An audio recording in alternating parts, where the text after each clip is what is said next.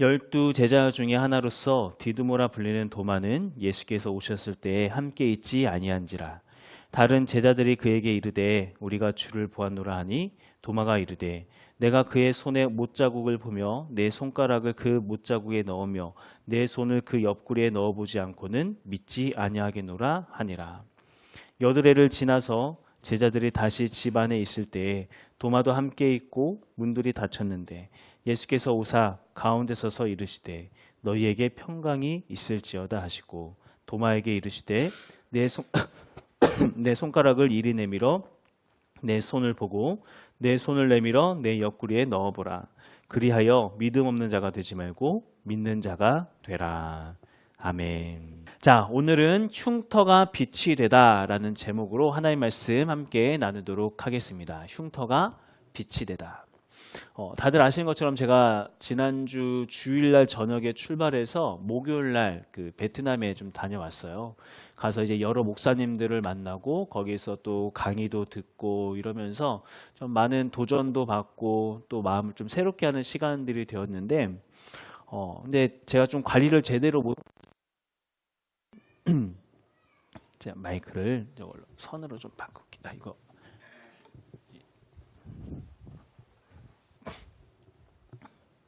네, 5번 네. 하나 둘 셋 네. 죄송합니다.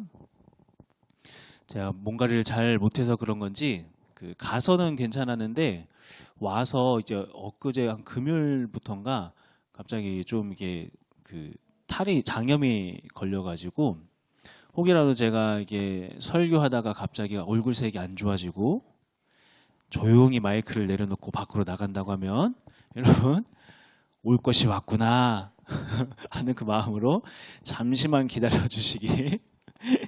네, 그런 일이 일어나면 안 되겠죠. 네.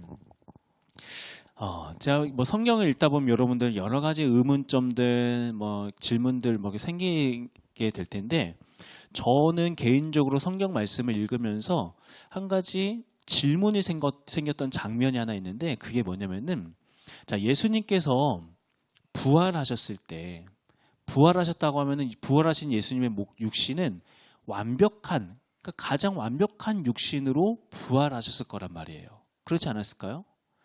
그런데 그 어느 누구의 몸보다도 가장 그 완벽한 완전한 모습으로 부활하신 그 예수님의 몸에 왜 십자가에 달리시면서 남겨졌던 그 상처, 그 흉터가 남아 있었을까? 우리가 우리 몸에 난 어떤 뭐 상처들, 흉터들 이런 것들 남겨두고 싶지 않아 하는 게 우리 일반적인 사람이잖아요. 큰 상처가 나서 보기 흉하기 때문에 어떻게 해서든 흉터를 작게 만드는 게 그게 우리들의 심정인데 왜 예수님께서는 부활하시면서도 예수님께서 부활하시면서 그 흉터 없애는 거, 그 상처 없애는 거 그게 크게 어려운 일은 아니었을 텐데 왜 그 흉터를 그냥 그대로 남겨둔 채 부활하셨을까? 그런 질문을 했던 적이 있었거든요.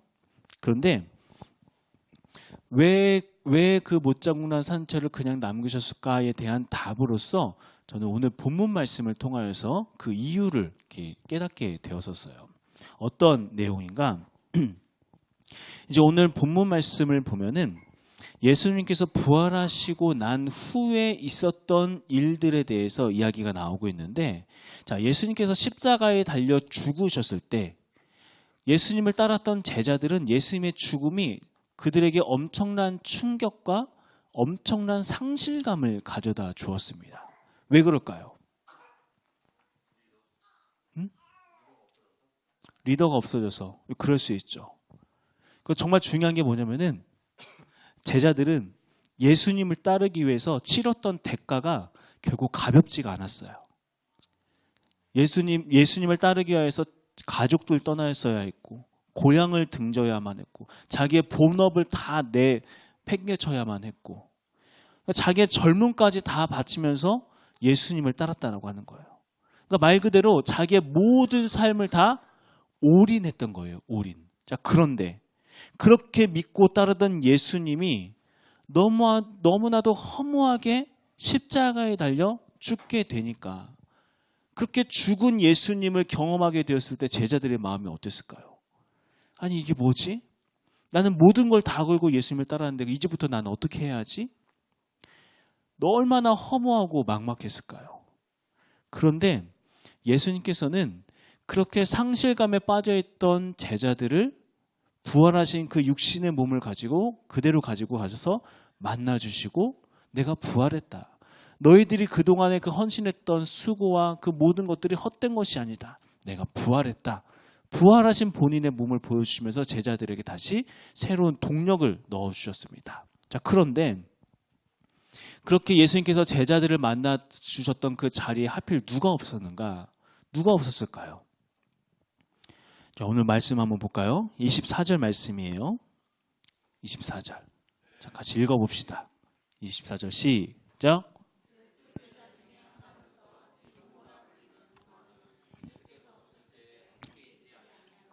자, 누가 없었다?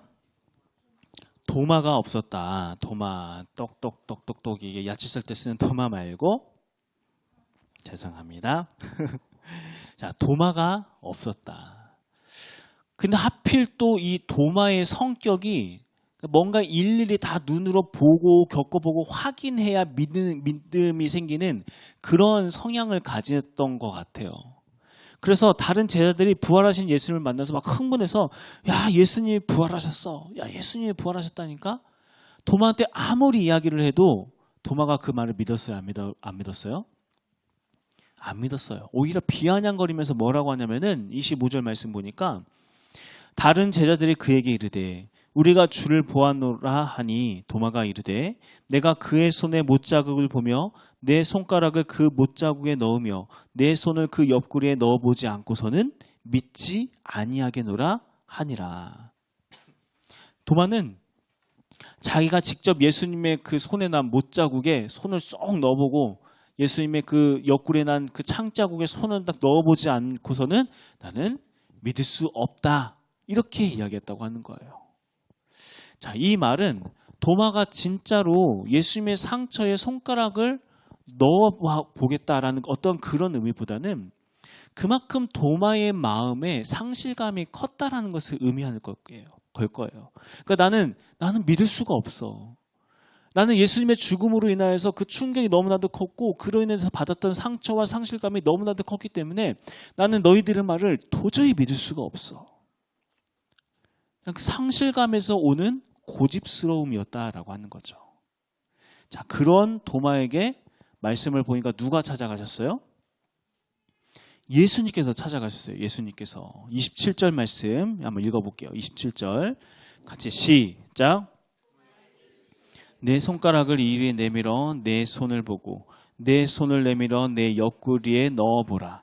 그리하여 믿음 없는 자가 되지 말고 믿는 자가 되라. 자, 예수님께서는 그렇게 상실감 속에서 고집 부리고 있는 그 도마를 찾아가셔서 친히 못자국 난 그 손과 옆구리의 상처를 보이시면서 말씀하시는 거예요. 넣어봐라. 넣어보고 너 믿음 없는 자 되지 말고 이제부터는 믿음으로 한번 살아가라. 이렇게 말씀하셨다라고 하는 거예요. 자, 이러한 예수님의 말씀을 들은 도마 뭐라고 고백하는가? 28절도 같이 한번 읽어봅시다. 28절 시작. 대답하여 이르되 나의 주님이시요 나의 하나님이시니이다. 다시 한번 28절 자, 시작. 도마가 대답하여 이르되 나의 주님이시요 나의 하나님이시니이다. 아멘. 우리는 이 도마의 고백을 통하여서 예수님께서 왜 부활하신 그 완벽한 몸에 그 흉한, 보기 안 좋은 흉터를 남겨주셨는지 그 이유를 알 수 있다라고 하는 거예요. 이때 만약 예수님께서 자기 몸에 난 그 못자국의 흉터와 그 옆구리에 난 그 창자국이 너무나도 보기 싫다고 이 모든 것들을 깨끗하게 다 지워놓고 부활하셨다면 어땠을까요? 그랬다면 아마도 도마는 부활하신 예수님을 끝까지 믿지 못했을지 몰라요. 하지만 예수님의 몸에 남겨졌던 이 흉터로 인하여서 도마는 다시 한번 예수님의 제자로서 살아갈 수 있는 원동력을 얻게 되었다라고 하는 거예요. 여러분 혹시 도마의 그 나중의 삶이 어떤 삶을 살았는지 여러분 들어보신 적 있으신가요? 도마는 다른 모든 제자들 중에서도 가장 먼 곳까지 가서 복음을 전해요. 내려오는 문헌에 따르면은 도마가 인도에까지 가서 복음을 전하다가 거기서 창에 맞아 순교했다라고 전해지거든요. 그러니까 이 의심 많았던 도마, 끝까지 예수님의 부활한 사실을 믿지 않았던 이 도마가 저 먼 인도 땅까지 가서 거기서 복음을 전할 수 있었던 그 원동력이 어디서부터 나왔던 건가? 부활하신 예수님의 몸에 남겨졌던 이 상처, 이 흉터가 바로 도마를 인도에까지 갈 수 있도록 해주었다라고 하는 거예요. 그리고 지금 이러한 이야기는 우리들에게 역시 동일하게 적용된다라고 하는 거죠. 여러분 이 세상에 상처 없이 살아가는 사람 누구 있을까요? 자기는 지금까지 살아오면서 단 한 번도 상처받은 적이 없습니다. 아주 쌩쌩합니다. 멀쩡합니다. 이런 사람들 혹시 있으신가요? 그런 사람은 단 한 명도 없어요. 우리 모두가 나의 의지와는 상관없이 처해 있는 상황과 환경에 의해서 믿었던 사람의 배신으로 인해서 육신의 질병으로 인해서 제각각의 어떤 사연과 아픔을 가진 그 상처를 다 가지고 다 마음에 품고 살아가고 있다라고 하는 거예요. 생각해보면 우리가 받는 그 상처를 내가 선택하지 않았는데도 찾아온 상처들도 너무나도 많아요. 우리의 부모님을 우리가 선택한 적 없잖아요. 우리의 자녀를 우리가 선택한 적이 없잖아요. 우리의 건강의 상태를 우리가 선택한 적도 단 한 번도 없어요. 하지만 우리의 의지와 상관없이 주어졌던 우리들의 모든 환경으로 인하여서 우리는 우리의 삶 가운데 많은 상처들을 받으면서 살아왔다라고 하는 거예요. 그래서 많은 이들은 자기가 가지고 있는 이 상처를 가지고 세상을 원망하기도 하고 또 어떤 이들은 하나님을 원망하기도 하면서 그 상처가 주는 그 상처의 아픔이 주는 그 날카로움으로 인해서 또 다른 누군가에게 상처를 주면서 살아가는 경우가 너무나도 많이 있다라고 하는 거예요. 우리가 여기 이렇게 뭐 밥 먹다가 깨물고 이러면은 이렇게 깨물어서 막 상처가 나면은 밥 먹을 때도 아프기도 하지만 그냥 밥 먹을 때만 이게 막 짜증 나나요? 그러지 않죠. 그냥 계속 예민해지잖아요. 마찬가지로 우리 마음속에 난 이 상처들도 이게 고쳐지지가 않으면은 또 다른 누군가에게 자꾸 우리가 날카롭게 작용하면서 날카로운 말을 던지면서 상처 주는 말을 던지면서 나와 똑같은 상처를 누군가에게 내주고 있다라고 하는 거예요. 예수님께서는 바로 그러한 자들, 자기가 받은 상처의 그 아픔으로 인해서 날카로워져서 또 다른 누군가에게 상처를 주고 있는 분노밖에 남지 않은 그 도마와 같은 이들을 찾아가서 말씀하시는 거예요. 이것 봐봐. 내가 너의 그 상처를 낫게 하기 위하여서 너의 그 상실감을 다시 채우기 위하여서 이렇게 십자가를 줬어. 내 손에 난 못자국을 봐봐. 내 옆구리에 난 창자국을 봐라. 계속해서 우리에게 찾아오셔서 말씀하시고 또 말씀하신다고 하는 거예요. 내가 너를 치유하기 위해 십자가를 진 것이다.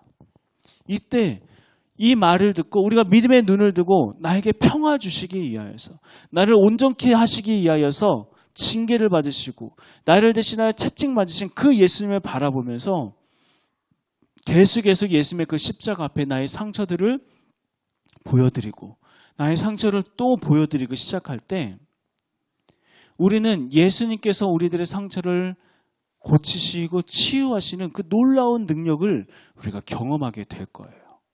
우리는 예수님께 나아가면 나아갈수록 더 이상 과거에 닥쳤던 우리들의 모든 아픔의 이 상처들은 나에게 영향력을 미치지 못하게 된다라고 하는 거예요. 예수님께서 우리를 그렇게 치유하실 거라고 하는 거죠. 그렇기 때문에 우리는 계속해서 우리들이 가지고 있는 그 상처와 아픔들을 가지고 예수님 앞에 계속 고백할 필요가 있어요. 나의 부모님으로부터 받았던 그때의 상처, 그걸 그냥 기억으로만 남겨두는 것이 아니라 기도할 때 했던 말이더라도 어제 했던 그 말이더라도 또 하면서 하나님 나 이렇게 아팠어요. 하나님, 나 이렇게 괴로웠어요. 내 육신의 질병으로 해서 닥쳤던 그 어려운 시간들, 그때 받았던 상처들, 하나님, 나 그때 얼마나 아팠는지 아시죠? 얼마나 괴로웠는지 아시죠? 고백하고 또 고백하면서 그렇게 하나님 앞에 내비치기 시작할 때, 예수님 앞에 내비치기 시작할 때 어느 순간 그 상처가 아프지 않을 때가 온다라고 하는 거예요. 자, 그런데 우리가 그렇게 온전한 치유함을 경험한다 할지라도 우리가 받았던 그 상처의 흔적까지 다 사라지는 것은 아니라고 하는 거예요. 무엇이 남는다? 흉터가 남는다. 흉터. 우리는 그 흉터도 보기 싫어서 하나님, 이 흉터 좀 없애주면 안 될까요? 이거 보면 또 옛날 생각 나는데 이것 좀 없애주시면 안 될까요? 라고 이야기할 수 있겠지만 우리가 반드시 기억해야 할 거. 예수님을 통해서 온전한 치유함을 경험한 이들이 가지고 있는 흉터는 다른 누군가를 일으키는데 아주 중요한 역할을 하게 된다고 하는 거예요. 헨리 나우엔이라고 하는 사람이 있어요. 이 사람이 상처 입은 치유자라는 책에서 이런 말을 했거든요. 세상 그 누구도 상처 없는 사람은 없다. 육체적이든 정신적이든 또 감정적이든 영적이든 모든 사람은 어떤 형태로든 상처가 있게 마련이다. 문제는 이런 상처를 통해 어떻게 다른 사람들에게 봉사할 수 있을까 하는 것이다. 우리의 상처가 그저 부끄러운 과거나 흉터로만 남지 않고 치유의 원천이 될 수 있다면 우리는 수많은 상처 속에서도 치유자가 될 수 있다. 아파본 사람만이 나와 같은 아픔을 겪고 있는 그 사람을 위로할 수 있어요. 그렇기 때문에 우리에게 필요 없어 보이는 이 흉터는 다른 누군가에게는 빛이 될 수 있다라고 하는 거예요. 예수님의 흉터가 도마로 하여금 다시 예수님의 제자로서 살아갈 수 있게 만들었던 것처럼 우리들이 받았던 상처, 우리들이 받았던 지난날의 그 아픔들, 그 아픔으로 인해서 생겨났던 이 흉터들, 이것들이 다른 누군가를 예수님의 제자로 살아갈 수 있게 만드는 빛이 줄 수 있다라고 하는 거죠. 이것이 바로 예수 그리스도의 십자가의 사건으로 치유함을 입은, 온전한 치유함을 경험한 우리들에게 주어진 새로운 사명이라고 하는 거예요. 그러기 위해서 우리가 가장 먼저 해야 할 일은 무엇인가? 먼저 내 마음속에 남아있는 이 상처들, 아픔들을 계속해서 예수님 앞에 꺼내고 예수님을 통하여서 온전한 치유함을 경험하는 그러한 시간이 필요합니다. 많은 분들이 저는 그런 상처 없는데요. 저는 그런 아픔 생각나는 거 그렇게 별로 없는데요. 특히나 이제 어떤 감성적으로 좀 이게 묻어있는 남성분들은 우리 한국 이 남성들의 어떤 미덕이 보여요. 아파도 안 아픈 척 해야 그게 강한 남자, 멋진 남자라는 그런 이상한 생각을 가지고 있어서 아파도 티 안 내고 막 이런 분들 없나요? 네. 저는 그렇습니다. 네, 저는 남자답기 때문에 우리가 알게 모르게 내가 내뱉는 말 한마디, 상대방에게 던지는 날카로운 말, 이게 그냥 나오는 게 아니라 내 마음이 아프기 때문에 나오는 경우가 너무나도 많다라고 하는 거예요. 때로는 어떤 특정한 상황이 되어지면은 내가 조절하지 못하는 그 분노, 치밀어 오르는 어떠한 그런 모든 것들, 그 모든 것들이 우리 마음속에 상처가 있을 때 그 상처가 건드려졌기 때문에 나오는 그런 반응이라고 하는 거예요. 우리는 계속해서 우리 내면 안에 있는 이 모든 상처를 하나님 앞에 내들면서 하나님, 내가 이런 반응이 나오는데, 내 안에 이러한 날카로움이 있는데, 내가 이러한 상황만 되면 이렇게 날카로운 말이 나오는데 하나님, 제 안에 뭐가 있기 때문에 그런 겁니까? 내 안에 어떤 상처가 있기 때문에 내가 이렇게 날카롭게 반응하는 겁니까? 주님, 내 안에 치유되어야 할 나의 어린아이의 모습이 있다면 치유하여 주시고 자라나게 하여 주시옵소서. 우리가 그렇게 예수 그리스도 십자가 앞에 계속 꺼내놓고 날 대신하여 징계받으시고 채찍질 당하신 그 예수님을 기억하면서 그 십자가 앞에 내려놓기 시작할 때 우리들의 그 모든 상처는 어느 순간 다 아물게 되고 온유한 사람, 더 이상 신경질적이지 않은 사람, 무난무난하고 둥글둥글해진 사람이 되어진다라고 하는 거예요. 하지만 그럼에도 불구하고 과거의 기억은 여전히 남아있겠죠. 내가 그때 그 상처받았던 것들, 내가 그 아픔이 있었던 것들. 근데 이런 것들이 놀랍게 사용되어지는 거예요. 하나님께서 나와 동일한 아픔을 겪고 있는 그 사람들을 계속해서 우리에게 붙여주신다라고 하는 거죠. 그때 우리가 바로 상처 입은 치유자가 되어서, 상처 입었던 치유자가 되어서 그 사람들을 일으켜 주는 겁니다. 제가 여러분들이 뭐 보시면 알겠지만 제가 나이 또래에 비해 어려 보이는 편이잖아요. 옛날에는 더 어려 보였겠죠. 근데 제가 목사인데도 불구하고 어려 보이다 보니까 가장 어려울 때가 언제냐면은 병원에 어르신이 누워 있는데 그분 위해서 기도하러 갈 때. 그러니까 제가 딱 가면은 이렇게 어린 목사가 왔어 하면서 목사님 오셨어요라고는 하지만 크게 막 마음에 의미를 두지 않아요. 근데 제가 그때 저희 아버지가 11년 동안 코마 상태에 계셔서 제가 병원 생활이 어떤 생활인지 알아요. 이 말을 딱 시작하면 그때부터 이분들이 귀를 열고 마음을 열기 시작을 해요. 제가 지금 성도님이 겪고 있는 이 병원 생활의 힘든 게 어떤 일인지 너무나도 잘 알고 있어요. 너무 힘들죠. 그때 얼마나 막막해요. 얼마나 답답해요. 마음 문이 열리고 그때부터 진정으로 제가 말씀드리는 거, 기도하는 거 이런 것들을 받아들이고 위로받게 되더라고요. 마찬가지라는 생각이 들어요. 우리들은 자꾸 내가 지난날에 닥쳤던 이 아픔과 슬픔과 이 고통의 시간들 왜 나에게 주셨어요?